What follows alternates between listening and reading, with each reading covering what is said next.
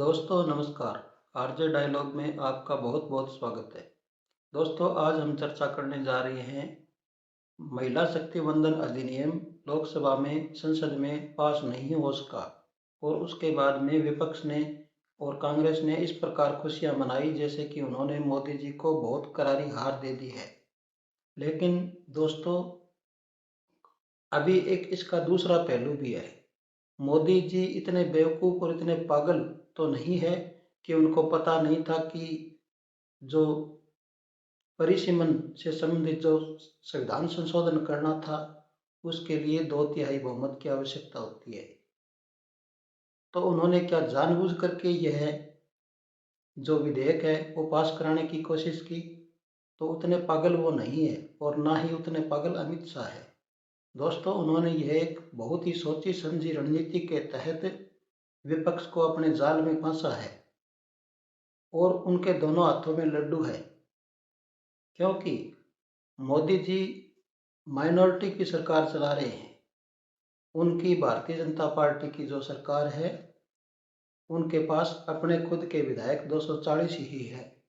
उसके बावजूद उन्होंने यह महिला शक्ति वंदन अधिनियम और परिसीमन से संबंधित जो कानून को पास कराने की कोशिश की है उनको पहले से पता था कि यह पास नहीं होना है लोकसभा की संसद में।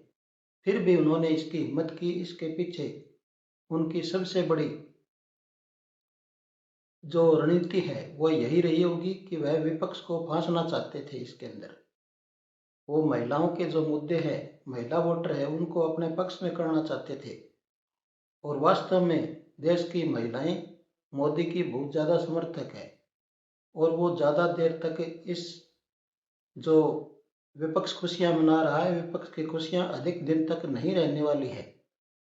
क्योंकि अगर बंगाल, तमिलनाडु और असम के नतीजे भारतीय जनता पार्टी के पक्ष में आ जाते हैं तो श्री नरेंद्र मोदी जो कि देश के प्रधानमंत्री है उनके बारे में पहले जब 2024 में इलेक्शन के बाद में जब गठबंधन की सरकार बनी थी तो खड़गे जी और अन्य विपक्ष की पार्टियों का यह कहना होता था कि यह गठबंधन सरकार कितने दिन तक चलेगी, नीतीश बाबू को तोड़ देंगे। नीतीश बाबू तो पलटी राम है और चंद्रबाबू नायडू उस उनके साथ में चंद्रबाबू नायडू और नीतीश कुमार को इंडी गठबंधन के साथ में मिला करके हम सरकार बनाएंगे, लेकिन हम अभी नहीं बनाना चाहते हैं। तो दोस्तों अभी तक जो विपक्ष सोच रहा था कि वो सरकार को तोड़ देगा, उसके विपरीत मोदी जी की शक्ति देखो, मोदी जी का मैनेजमेंट देखो, उनकी जो पार्टी की रणनीति है उसके अनुसार उन्होंने बिहार में अपना सीएम बना लिया बिना किसी दिक्कत के, बिना किसी परेशानी के। बिहार के अंदर भारतीय जनता पार्टी का पहला सीएम बनाया है। ये है मोदी की असली ताकत।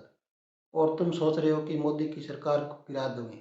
मोदी तो चाहता ही यही है, मोदी की रणनीति यही है कि विपक्ष उनकी सरकार को गिराए और वो फिर मोदी की अभी रणनीति यही है दोस्तों कि वो चाहते हैं कि सरकार गिर जाए, विपक्ष उनकी सरकार को गिरा दे तो फिर से जनता के बीच में जा सके। और अब की बार अगर वो जनता के बीच में जाएंगे तो फुल मेजोरिटी की सरकार वो चलाना पसंद करेगी, न कि गठबंधन की सरकार।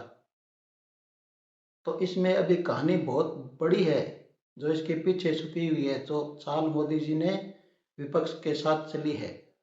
विपक्ष खुशियां मना रहा है। विपक्ष की खुशियां कितने दिन की है दोस्तों? ये अभी जो विधानसभा के इलेक्शन, असम में तो इलेक्शन संपन्न हो गए हैं, तमिलनाडु, बंगाल में जो दो बड़ी स्टेट है वहाँ पर इलेक्शन बाकी है अब, और पुडुचेरी, इनके जैसे ही नतीजे आएंगे उसके बाद में क्या परिस्थिति बनती है, उसके बाद में अगर मोदी जी चाहे तो मध्य अवधि चुनाव में जा सकते हैं, लोकसभा को भंग कर सकते हैं।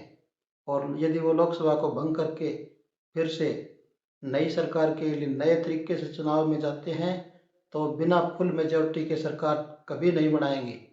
वो विपक्ष में बैठना पसंद करेंगे, लेकिन अगर वो फिर सरकार बनाएंगे तो फुल मेजोरिटी की सरकार अब की बार उनकी आएगी। और अब की बार जो फुल मेजोरिटी की सरकार आएगी 2/3 बहुमत के साथ आएगी। और तब वो नारी शक्ति वंदन अधिनियम और परिसीमन, इन सब को वो करेंगे, लागू करेंगे और पास करवाएंगे, तब उनको रोकने वाला कोई नहीं होगा। यह इस प्रकार मोदी जी की नीति है, जिसके बारे में जो विपक्ष है वो अभी तक सोच भी नहीं सकता था। यह नीति मोदी जी की है, इसको कोई काट विपक्ष के पास नहीं है, क्योंकि विपक्ष की जो ये एकजुटता महिला शक्ति वंदन अधिनियम को गिराने के लिए थी, वह सिर्फ थोड़े दिनों की एकता है। जब वो चुनाव में जाएंगे तो सभी राज्यों के अंदर इनके सीटों के लिए जो मारामारी होगी, एक दूसरे को इनकी सीटों का बंटवारा भी नहीं हो सकेगा। तो उस स्थिति में जो विपक्ष है वो अपनी जगह, उसकी जो क्षमता है वो वहीं रहेगी। आज भी विपक्ष पूरे देश में कहीं नहीं है। जैसी स्थिति आज विपक्ष की है उससे और ज्यादा नीचे जाने वाला है विपक्ष, क्योंकि यह आज देश का माहौल है। इस मुसीबत भरे समय में जब चारों ओर युद्ध का माहौल है, हमारे सभी पड़ोसी देशों के अंदर तेल, गैस और सभी वस्तुओं की कीमतें बहुत ही ऊंचाई पर जा रखी है। ऐसे विकट समय के अंदर प्रधानमंत्री नरेंद्र मोदी ने जिस तरह से मैनेजमेंट व्यवस्था की है, जिस तरह से देश के ऊपर कोई लोगों के ऊपर अतिरिक्त वजन महंगाई का ना पड़े, इस प्रकार की व्यवस्था की है, इससे दोस्तों जनता पूरी तरह उनके साथ है और आने वाले समय में हमेशा भी उनके साथ रहेगी। विपक्ष सपने देख रहा है कि हमने मोदी जी को हरा दिया, मोदी जी का जादू फेल हो गया।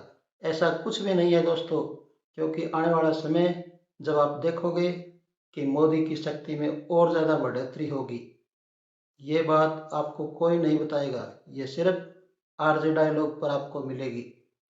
तो दोस्तों, आपको हमारी वीडियो कैसी लगी? ज़्यादा से ज़्यादा लाइक, कमेंट और शेयर करें, चैनल को सब्सक्राइब करें। इसी प्रकार की और वीडियो देखने के लिए बेल आइकन के नोटिफिकेशन को दबाकर रखें। आपका बहुत बहुत धन्यवाद। भारत माता की जय। वंदे मातरम। Thank you.